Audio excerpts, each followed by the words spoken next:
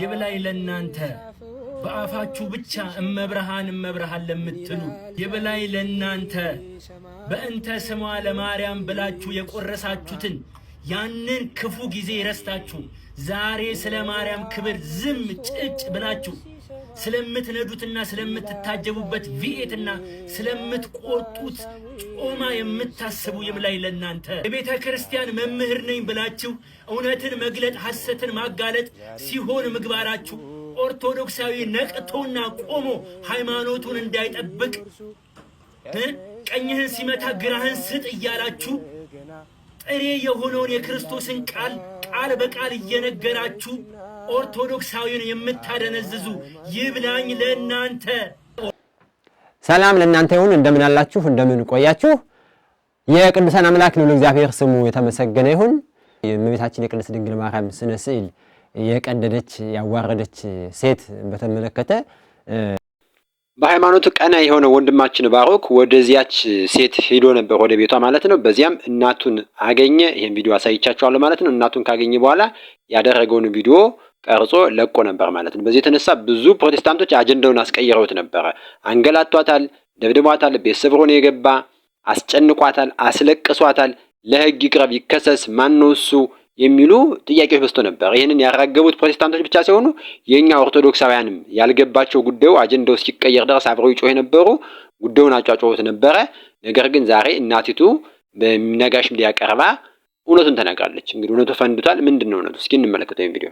ኦርቶዶክሳውያን ይብላኝ ለናንተ አገታት፣ አሰቃያት፣ አዋከባት የሚለውን የመናፍቅን ሐሳብና አጀንዳ ይዛችሁ ይታሰር ይገደል ያላችሁ ከትልቁ አጀንዳችሁ ተነስታችሁ ታችኛው አጀንዳ የተገኛችሁ ይብላኝ ለናንተ።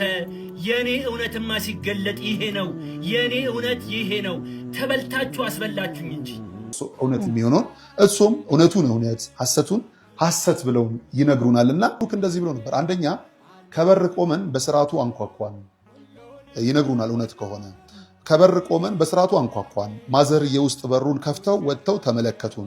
የብሎኩ የውጪ በር ጠጋ ብለው አውቃለሁ፣ ለምን እንደመጣህም አውቃለሁ፣ ልጆቼ ምን ልታዘዝ ሲሉ ጠየቁን። ከቆምናቸው ሰዎች መካከል እኔ አንዱ አልኳቸው፣ እማዬ እንደምን ዋሉ? ወደ ውስጥ ገብተን ማውራት እንችላለን እንዴ? በሚገባ ብለው አስገቡ። እውነት ነው፣ ይሄ እውነት ነው። ከዛ የውጭውን ቁልፍ ከፍተን ገባን። ሁለተኛ እንደገባን ለበዓል የተዘጋጀውን ጸበል ጻዲቅ አቀረቡ። ዳቦም ኬኔቶም እሱንም ትንሽዬ ልጃቸው አስያዘችን። ሁላችንም በላን ጠጣን። እውነት ነው።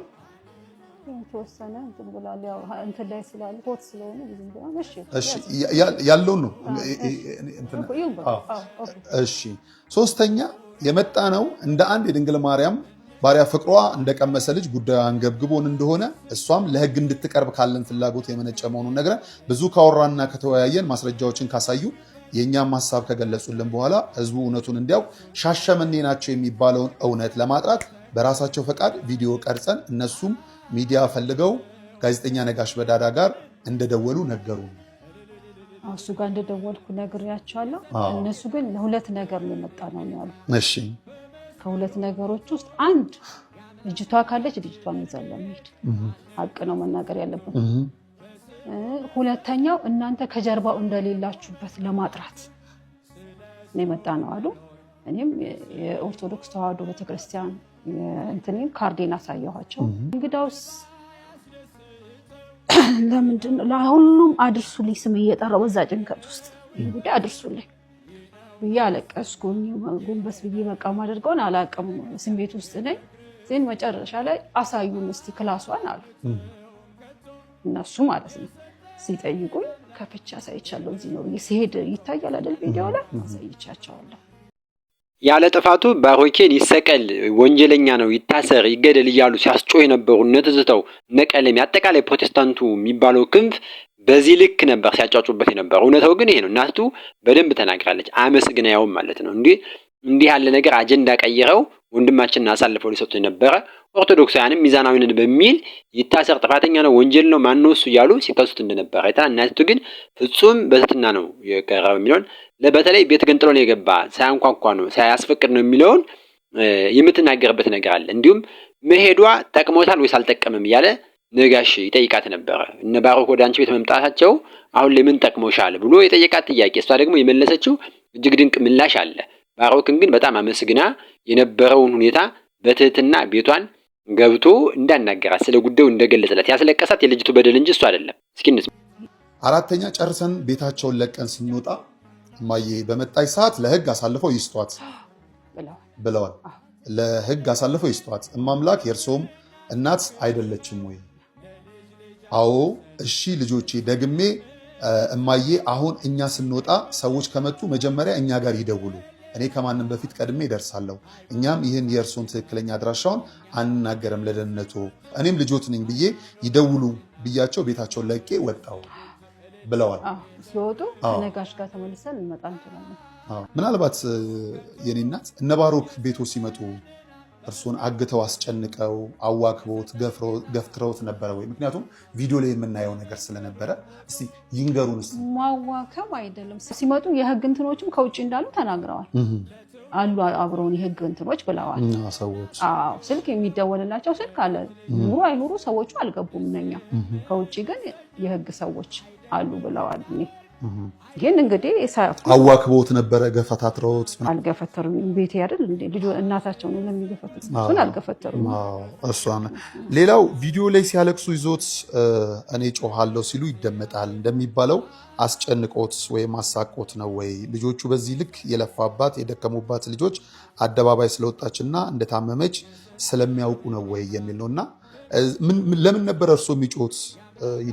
እጮሃለሁ እንደ ህዝብ አገር እንዲያቅልኝ ነው። እጮሃለሁ ሀገር እንዲያቅልኝ ነው እኮ ጉዳቴንም የደረሰውንም ጉዳት ልጅቷ ላይም ያለውን ጉዳት ለ2 ዓመት ሳስታምም ነበር። አፍኜ ይዣለሁ ብያለሁ አይደል? ጉዳቴ የደረሰው ጉዳት እነሱ መተውኝ ምናምን አይደለም። እጮሃለሁ ጉዳቴን ነው እጮሃለሁ ያልኩት እዚህ ጋር ኃጢአት አላወራ። ሌላው ምናልባት በር አስፈቅደው ነው ሰብረው ነው የገቡት? እነዚህ ልጆች አንኳኩተው ነው የገቡት። አንኳኩተው ነው። እሺ ለጠላቶቻችን ንክሻ አሳልፎ ያልሰጠን የአብ ልጅ የማርያም ልጅ ጌታ ኢየሱስ ክርስቶስ ስሙ የተመሰገነ እግዚአብሔር ይመስገን እያላችሁ ጻፉ። እስኪ ባሮክ እናመሰግናለን የኛ ጀግና እያላችሁ ጻፉ። በመጨረሻስ እንግዲህ ይህን ካለ በኋላ እናቲቱ ይህንን ምስክር ሰጣለች። እጅግ በጣም ድንቅ የሆነ አልተሰበረም በር፣ አላንገላቷትም፣ አልደበደባትም፣ አላንገላቷትም። ይህን እውነት ነግራለች ማለት ነው። ልትከሰውም እንደማትፈልግ ተናግራለች። ፍጹም ምንም ያስከስ ነገርም ስለሌለው ማለት ነው። እንደው ይህን ካለ ወንድማችን ባሮክስ በመጨረሻ ምን አለ? እስኪ ባሮክ የሚለውን እንስማው። ይታሰር ብለው ከጮሁብኝ ብዙዎች በላይ አብራችሁኝ የቆማችሁ ድምፅ የሆናችሁኝ እማምላክ ወላዲታ አምላክ ከጎናችሁ ትቁምልኝ። ወላዲታ አምላክ እመብርሃን የጊሸኗ ማርያም የምወዳት እሷ ወላዲታ አምላክ ትስጥልኝ።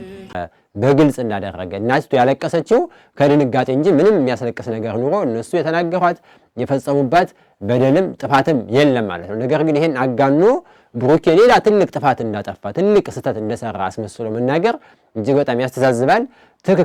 ትክክልም አይደለም ማለት ነው። ይሄን ነገር መታረም አለበት። እስኪ እንቀጥል ይሄን ቪዲዮ ነው።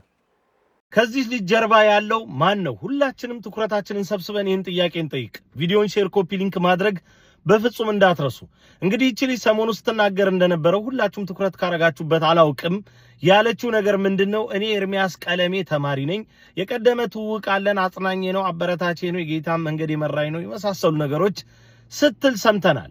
ይህ ሰው ደግሞ በገድላት ድርሳናት ላይ ያላገጠ በቤተ ክርስቲያናችን ክብርና ስርዓት አምልኮ ላይ ብዙ የዘበተ ሰው ነው።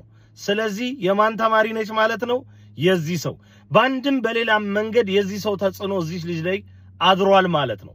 ስለዚህ አሁን መታችሁ አማላጅ ሆናችሁ የቀረባችሁ ሰዎች የዚህ ነገር ንስሐ አባቷ እናንተ ናችሁ። እንግዲህ ደራሲና ዳይሬክተሩ ኤርሚያስ ቀለሜ ይሆናል። ፕሮዳክሽን ማናጀሩ ዮናስ ሙሉነህ ሆኗል። አሁን ደግሞ አንድ የቀብር ስርዓት አስፈጻሚ መጥቶላቸዋል። ስሙት። ይሄን እቺ ልጅ አንድ ነገር ብትሆን ከናንተ ራስ ላይ ህብረተሰቡ አይወርድም። ይሄን ወቁ። እንግዲህ እነዚህ ሰዎች ናቸው ሀገርና ሃይማኖትን በማስለቀስ ክብረነክ ድርጊትን በመፈጸም የፕሮፌሰር ደረጃ ማዕረግ የተሰጣቸው የዚህ ጉዳይ አራጋቢ አስፈጻሚ ሆነው ብቅ ያሉት። የጉዳዩ ድርሰት ከተጀመረ እስከተፈጸመ በእነዚህ ሰዎች ነው እየተተወነ የሚገኘው። እኔ በግሌ ጉዳዩ በጣም የተጠና መሆኑን የማውቅበት እና የተረዳውበት አንድ ነገር አለ። ቪዲዮን ከሰራው 10 ደቂቃ እንኳን በቅጡ ሳይሞላ የምትመለከቱት አናውን ነምበር ያልተገለጠ ቁጥር በተደጋጋሚ ይደወልልኝ የነበረው ሳነሳውም ልዩ ልዩ ዛቻና ማስፈራሪያዎች ጭምር ተከትለው ይደመጡ ነበር። ስለዚህ የዚህ ነገር ድርሰት ባለቤቶች እነኚህ ከላይ የምትመለከቷቸው ሰዎች ተከፋፍለው ሲሆን ጉዳይ አስፈጻሚ ደግሞ ይቺ ልጅ ሆና መጣለች። ገና ብዙ እንቀጥልበታለን በዚህ ጉዳይ። ቴዲ ወንድማችን ከልብ እናመሰግናለን። በእውነትም ያነሳው ሐሳብ እጅግ በጣም ውሃ የሚያነሳ ትክክለኛ ሐሳብ ነው። ጉዳዩ የት ደረሰ፣ ከጉዳዩ ጀርባ እነማን አሉ የሚለውን በደንብ ለይቶ ማወቅ ያስፈልጋል። ባለፈው በሰራሁላችሁ 2 ቪዲዮዎች ላይ ትዝተው ሳሙኤልና ቀለሜ ናቸው የዚች ልጅ ወላጅ አባት እነሱ ናቸው ጠፍጥፈው የሰሯት። ድርጊቱን እንድታደርግም ያበረታቷት ያገዟት እነሱ እንደሆኑ ለማሳየት ሞክራለሁ። እውነቱ ያ ስለሆነ ማለት ነው። አሁንም ቢሆን ጉዳዩን እስከ መጨረሻው ድረስ ልንሄድበት ይገባል። በዚህ ተደፋብሶ ሊቀር አይገባም ማለት ነው። ጭራሽ ደግሞ ቴዲ ላይ እንዳያችሁት ማስፈራሪያ ዛቻ ይደርሳል ማለት ነው። ጉዳዩን በደንብ እያጣራው ስለሆነ ማለት ነው። ቴዲ ብዙ ጊዜ ከጩኸቶች በኋላ ምን እናደርግ የሚል ነው ትክክለኛ ሐሳብ ነው የሚያነሳና ሁላችንም ምን እናደርግ፣ እንዴት ነው ጉዳዩ ማድረግ ያለብን የሚለውን ልናስብበት ይገባል። ቀጣይ ደግሞ መስቀል በዓል እየመጣ ነው። አሁንም በመስቀል በዓል ሌላ ትኩሳትና ሌላ አጀንዳ ሊሰጠን ይችላል ማለት ነው። እንጠንቀቁላችንም።